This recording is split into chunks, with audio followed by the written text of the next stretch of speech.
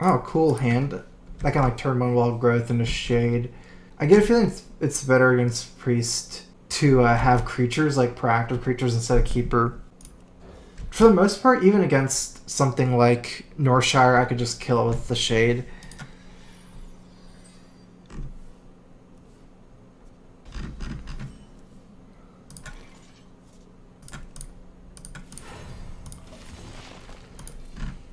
This will give me an okay mana curve. Like, keeper is kind of not reliable, but it is possible I'd still get something. Plus, this allows me to play shade one turn earlier, so it's at least like +1/+1 bigger. Recombobulator. Alright. I guess that works out pretty well for me. Unless he buffs it next turn, that's a good keeper target. Probably means that he's playing, I don't know, maybe something like Klento is playing today? Or sometime around now. Maybe it's getting pretty popular. Like the double recombobulator stuff.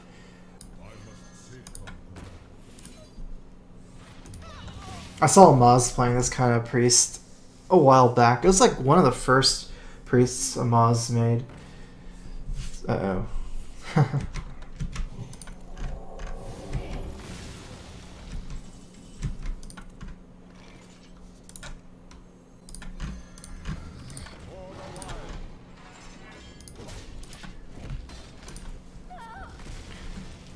I think like Amaz's first one was, it didn't have that many. Huh, I'm not sure. I think it was like less focused on like recombobulating. Now these minions are all weird against this kind of deck. Like they run so many Shadow Madnesses and like Cabals or something. It can definitely get kind of weird. I think I'm just gonna swipe here and remove. Kind of does up to Cabal.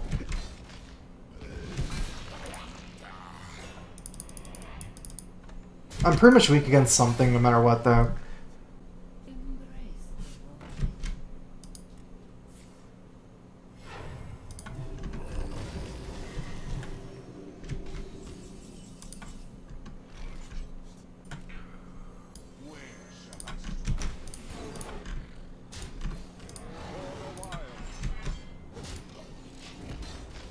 This is better than Ancient Allure.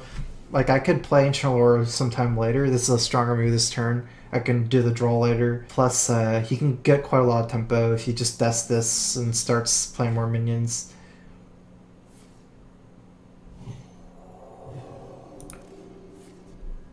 Okay.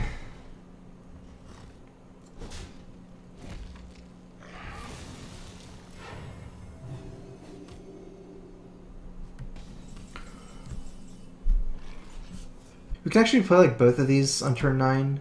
Maybe even combo. Go ahead and Ancient Allure here. It does line up pretty good against the Cleric as well. Like, he can't attack and heal it. Hopefully. Probably doesn't have a Pyromancer either, because I had a 4-1 last turn that got Savage Roared. Not like the most efficient way to deal with it. Pyromancer would have had some other ways, so can't just like probably can't just play Pyromancer and then heal his Cleric with a spell. Let me change your mind. Oh wow. That's pretty good for me. Just the Cleric Cabal like that. Combo is 21, I believe. It does like it's not almost not that bad to use combo to clear, but I think it's kind of inefficient. Let's just play some minions here. I'm trying to think how to trade. Trade for the 4/5 or the 1/5. I mean, he really needs cards. I think I'm a little bit even more scared than Northshire here because he's very low on cards.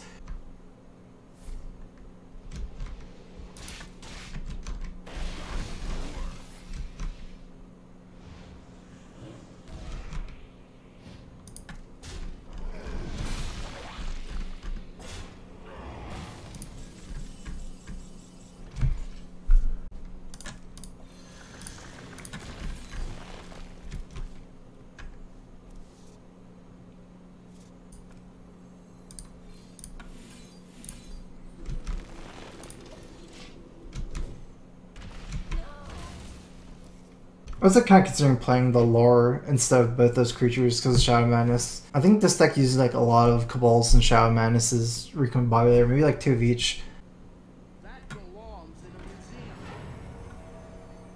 And I think it was like strong enough anyways to play the other way.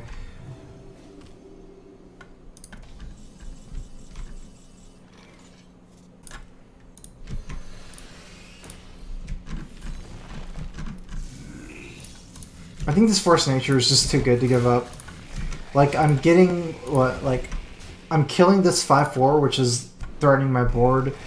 I'm also getting at least 5 damage because I'd have to attack the lore into the slime, so it's not like I'm losing that much damage even without the Savage Roar combo later on. Plus, like, he's kind of running out of cards. I don't actually need to burst him.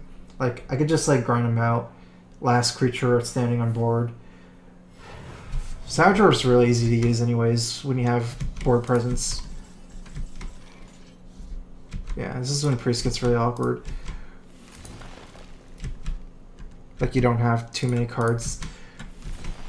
So many of the Priest cards are like combo based. Dr. Boom. Can Priest AoE that much? Yeah, I guess it's hard for him to deal with.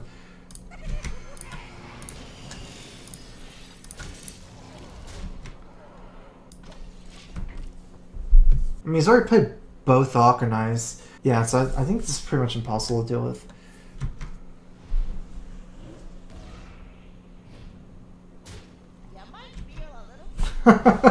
Wait, what? What can you get? Oh man. Recombobulate the Boom bot. Is that even better than...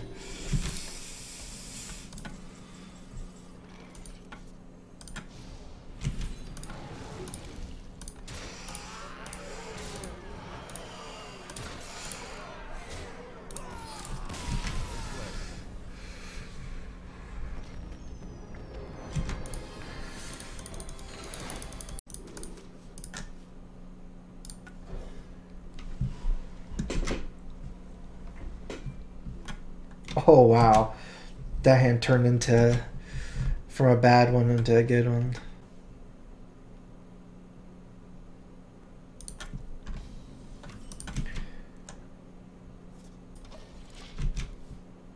So yeah, probably gonna be just Wall Growth into Shredder instead of Innervate at the Shredder. I have a pretty like high mana curve with 2 lores of Boom, Ragnaros, and Cenarius, so there's a good chance that I can save this Innervate from turn 5 to like boosting up to 7 or something.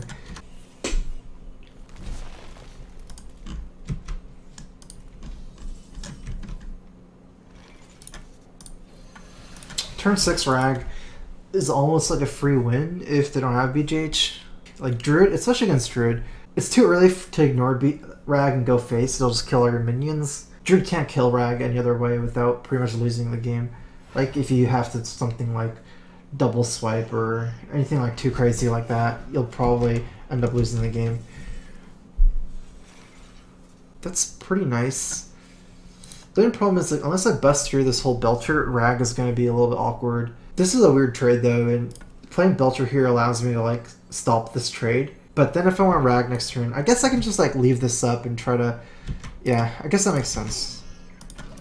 It's like probably Innervate at Rag next turn. If he attacks, then I'll probably just trade off like this. If he doesn't attack, then I probably just won't attack either and just try to get lucky with Rag.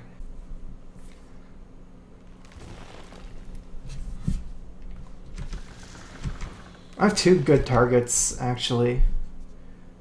Okay, I can go for a 50-50 if he attacks. 1 really good target.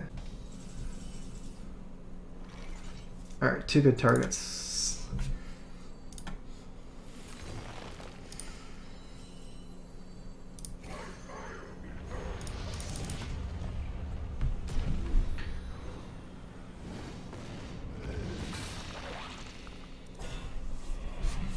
Hope he doesn't have the BGH. Kagi Kiri 17. Thanks for the resub. The Crowfist.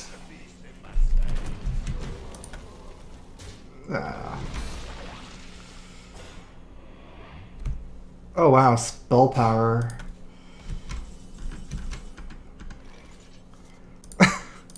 Okay.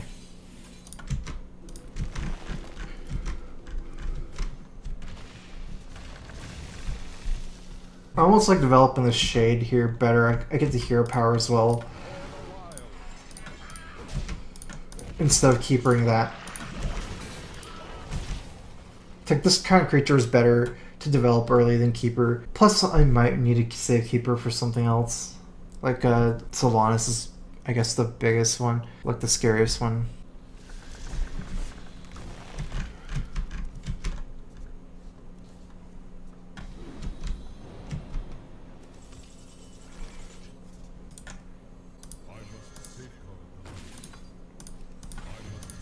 I guess we're gonna set up for Cenarius into Savage Roar. Like, just try to go for that kind of win. Actually, if he leaves on my board, I can just Bloodlust. Like, +2/+2, I'll probably just win like that. That's too much value if I get the +2/+2 off as well.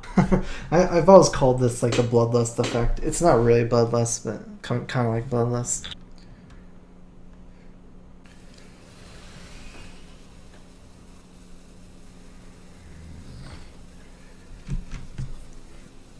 Alright, that's pretty good for me.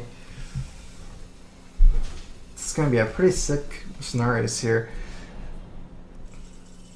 Oh my god, my hand is so good. I'm gonna play scenarios. He doesn't have any more BGH probably, but still. I can just do that next turn. This is too good of a scenarios. 6/6, 4/6, 4/6. I'm a little bit tempted to like at least clear the zombie chow because of Savage Roar. Especially going on his turn 9, he can combo to clear. It's still going to be hard to clear with combo, but let's see. This will be 4, 6. Yeah, I think I should.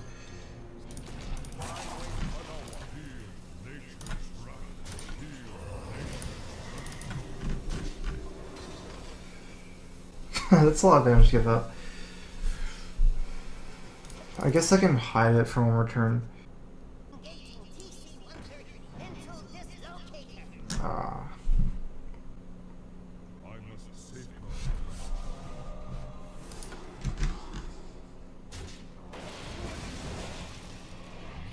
One of the reasons why I didn't attack is because I think combo like overclears my board, where he would have some wasted damage if I kept this stealthed. Alright, let me pull my calculator. 14 plus 7 plus 2, 23 with just this guy up. 26, 28. I can leave a 3/3 up as well.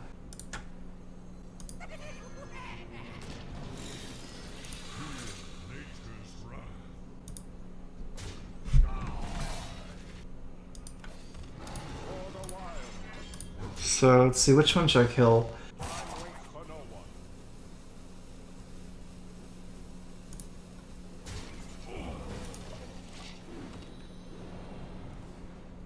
I kind of like killing that guy better because of Boombots. Like, the 2/4 is a little bit better at absorbing the Boombots.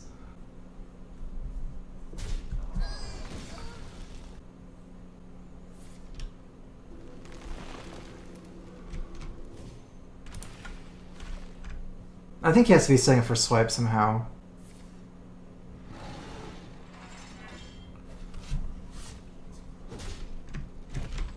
Oh wait, no swipe. Oh, interesting, okay.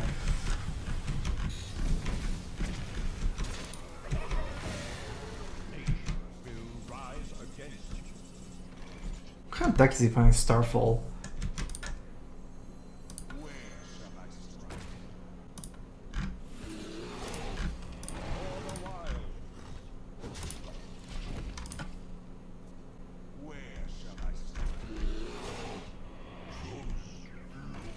I guess like this is probably, I don't know, maybe like a Ramp Druid. 2 Savage Roars. I don't think it's helping me too much.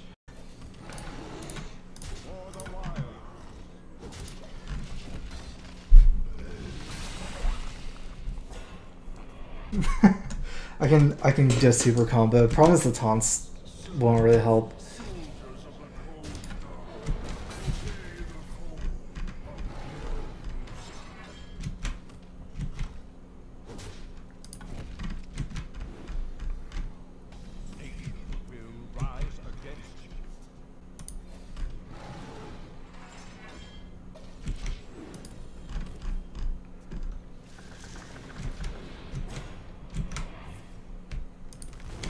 I guess this is kind of a bad matchup.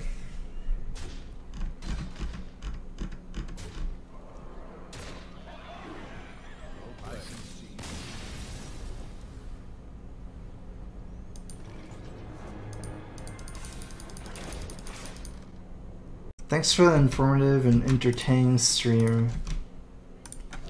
Well, thanks for watching and the donation.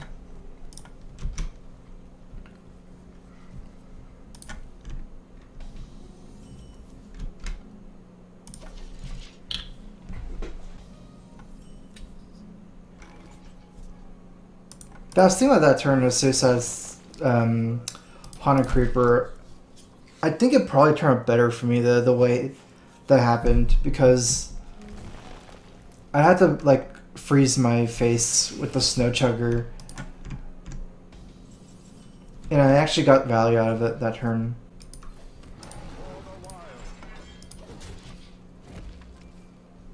You can still live the next turn. It's not that great against this guy, but it is better than Harrison Jones by quite a bit, since he still has to at least hero power and take the damage, and also like stop crowd control some of his mana.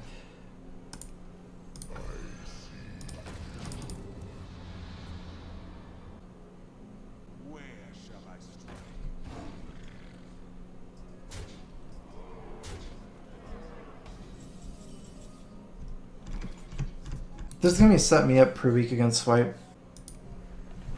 I think it's still better for me to trade for the 4/4.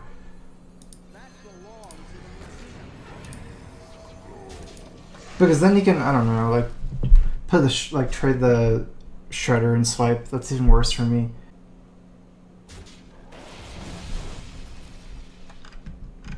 Oh man.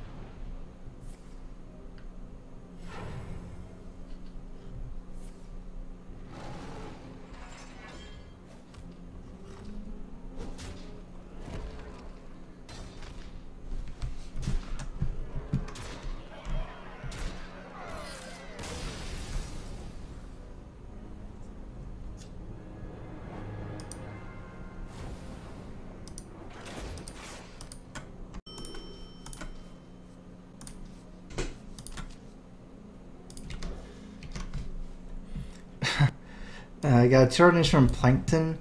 F is for fire that burns down the whole town. U is for uranium. N is for no survivors. What is this?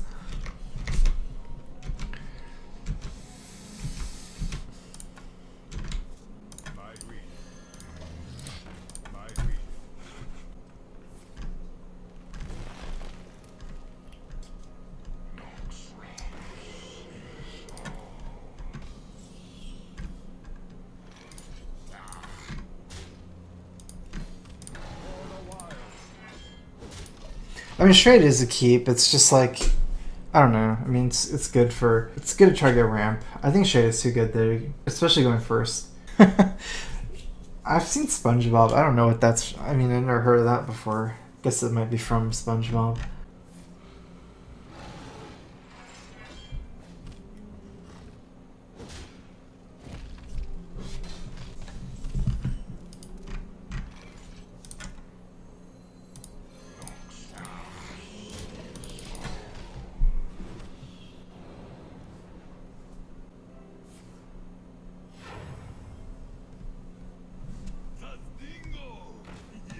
Senjin.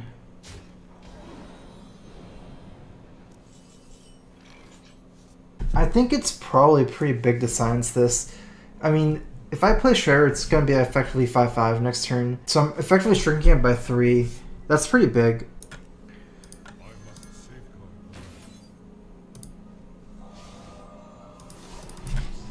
Shredder isn't that amazing, especially against Senjin. I already have a 3/5. It doesn't really beat it, but it kind of does pretty good against it.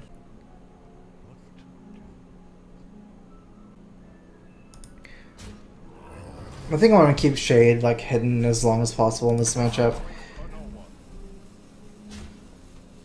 Try to get like more, I don't know, like more value out of this. Wow, it's super weak turn for him.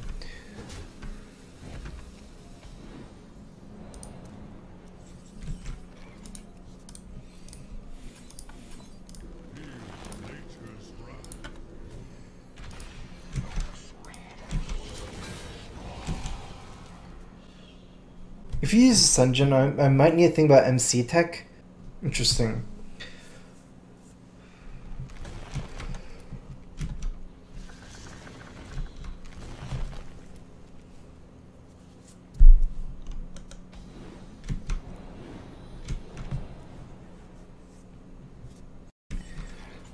I can play Shredder and trade one, but I actually think it might be better Force Nature here. If I trade a Shade, it's like trading a 6/6 for a 5/5 next turn.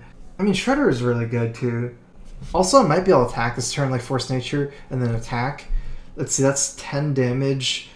It'll be 12 next turn plus this 22, 27. Because if I don't attack, it could be a little weird against Sylvanas.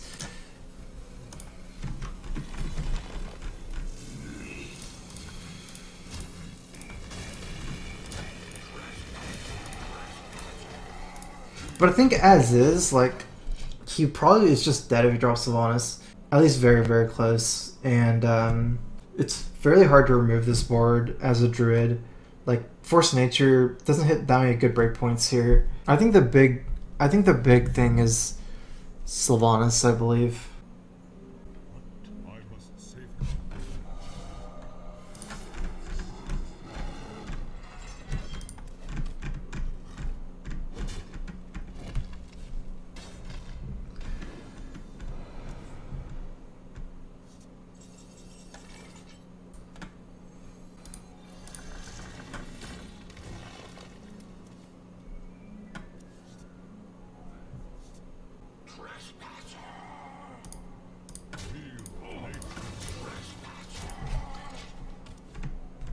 Unfortunately, now I'm in MC tech range, but it's too hard to play like a way where I don't even play a minion.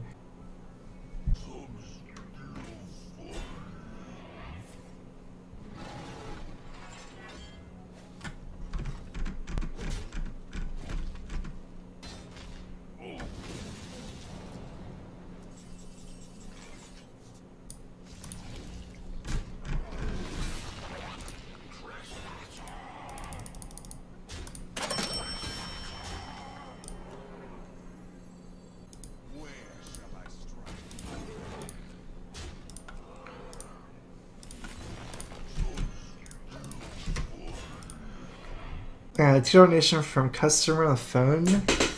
Is this the Krusty Krab? Someone's a big SpongeBob fan.